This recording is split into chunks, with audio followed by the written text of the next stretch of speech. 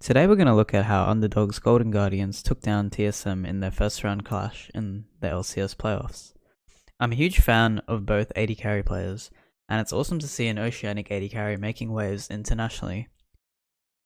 In this series, Golden Guardians exploited TSM's main weaknesses through drafting favourable bot matchups, using bot lane priority to secure early objectives, and aggressive AD carry teamfighting.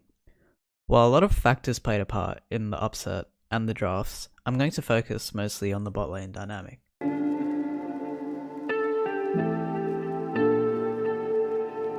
In Game 1, Golden Guardians blind picked Morgana, which I think is quite punishable because in bot lane, Morgana struggles to get priority against Enchanter supports. TSM, however, chose to answer Morgana with Thresh, which in my opinion is a skill matchup and is Morgana favoured most of the time when it comes to getting bot lane priority early. Nami, Lux, Vel'Koz, and Zyra are potential answers to Morgana, but these picks are not necessarily good answers to Morgana if the Morgana is flexed to mid lane, except for maybe Vel'Koz. That's because these picks can be countered by engaged supports like Thresh and Nolus in the bot lane. A good answer to Morgana is Karma. She can usually outpush Morgana in the early levels and harass with auto attacks. Karma also answers the flex of Morgana to mid lane because Karma is a decent mid laner as she has good pairings with a lot of junglers. Karma pairs well with a lot of meta junglers such as Olaf, Indrid, and Graves, and FPX used Karma in the mid-season cup to play Karma Olaf and control the mid jungle 2v2 to snowball the game. Going back to the bot lane matchups, Caitlyn excels when she can push the enemy under tower. Caitlyn doesn't want to get poked out. She would much rather start Doran's Blade or Cull and be pushing the enemy in under their tower, rather than starting Doran's Shield and sitting under her own tower. Unfortunately for TSM in Game 1, Doublelift had to start Doran's Shield to survive the poke, and was constantly pushed in by FBI and Huhi in the early game. Moving on to Game 2, TSM opted to pair Caitlyn with Bard instead of Thresh. While slightly better than the Thresh from Game 1, I'd say the bot lane matchup is even for TSM, rather than a hard winning matchup. And I think TSM's bot lane will struggle to contest the push. Doublelift on Caitlyn opts to take Cleanse to survive the Ashe Arrow and the Morgana bind, so he can't match FPI's summoner choice of Teleport. Morgana's W, Tormented Soil, and Rune choice of Arcane Comet force Caitlyn to start Doran's Shield to survive the poke. This results in TSM losing complete bot priority again. After poking out TSM's bot lane, Huhi manages to land a bind on a low health Treats, allowing FBI to pick up an easy first blood. Bard excels versus immobile carries like Ashe that cannot escape his ultimate without using their flash. However, Bard ultimate becomes less effective in the later stages of the game because Morgana can spell shield it.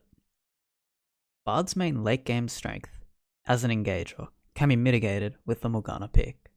Golden Guardians answered Ashe quite creatively with Tahm Kench in Game 3. Tahm Kench's W, Devour, means that Caitlyn doesn't have to feel pressured to take Cleanse for the Ashe Arrow. FBI can instead take Teleport, like he has been in all 3 games, and once again in Game 3 he used it to get bot priority and to get the push.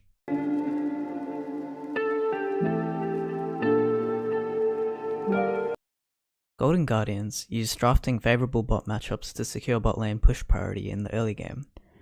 This bot lane priority allowed Golden Guardians to extend their lead by securing early objectives such as tower plates, creep score leads, early dragon, and rift heralds. For example, in Game 1, Golden Guardians bot lane pushes and pokes TSM's bot lane, chunking them to low health bars.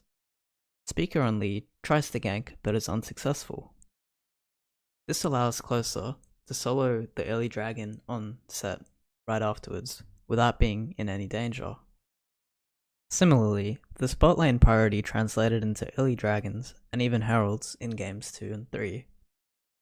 Doublelift finally answered FBI by taking Teleport in Game 3. However, TSM's bot lane lost the push in the early levels and went down 15 CS and an early dragon.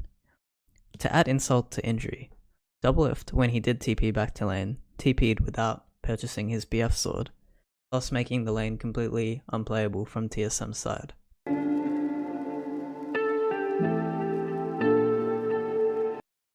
In his post-game interview, FBI explained his Ashe playstyle into Kate. He highlights that he builds Essence Hoover rather than Blade of the Rune King for the cooldown reduction, using his ultimate to engage aggressively for kills or blow Caitlyn's cleanse off cooldown.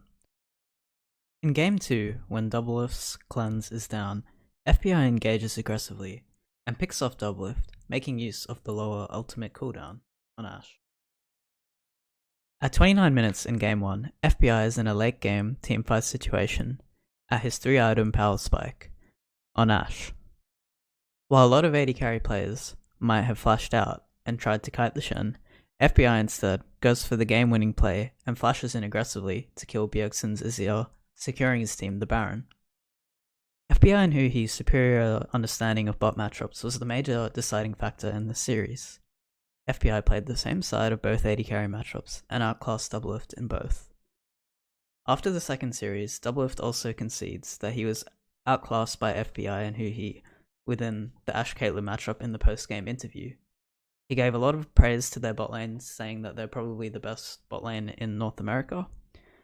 I hope you enjoyed this analysis of the bot matchups in this video, and if you have any suggestions or ideas for future videos that you would like to see, please drop them in the comments below.